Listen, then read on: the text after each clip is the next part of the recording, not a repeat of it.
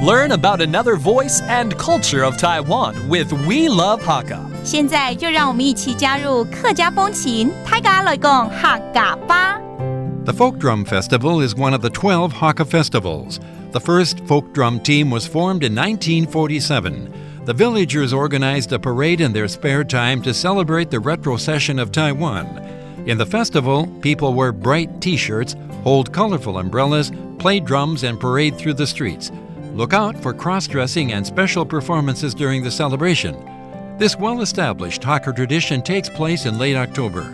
Hey, what's up, everyone? It's time for Talk About Hakka here on Icrt. Hello， 大家好，我係阿邊個 Leo。Hello， 大家好，我係 Joseph Lin。Leo 啊，10月是光辉的10月嘛，应该有很多庆祝的活动啊。那有没有什么特别的，是跟客家文化有关的一些庆祝的活动？我记得有一个叫法鼓艺术节，艺术节就是艺术节嘛。对，法鼓是什么东西呢？就是花鼓，打鼓的花鼓啊。对。Okay, so there is a folk drum festival going on this month, and it's one of the most important Hakka festivals out of 12. 那跟我们介绍一下这个花鼓艺术节有什么样的活动？他们是在那个游行的活动当中呢，我们就要穿着花的衣服嘛，花衫嘛，然后拿着花衫，然后拿着花伞。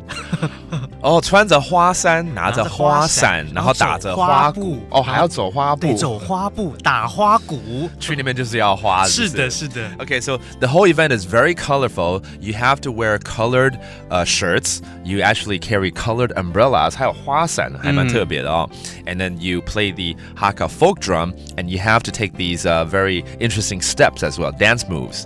哇，这听起来还蛮有这个活力的一个活动哦。对呀。来跟我们讲一下花衫、花伞、花布跟花鼓怎么说？好，发伞 ，that's the colored shirt。发杂就是伞了，对不对？发杂 that's the colored umbrella。要走花布，发扑 Okay, that means having these dance moves. And then 花鼓，法鼓。that's the traditional folk drum. 这个艺术节叫什么？法鼓艺术节。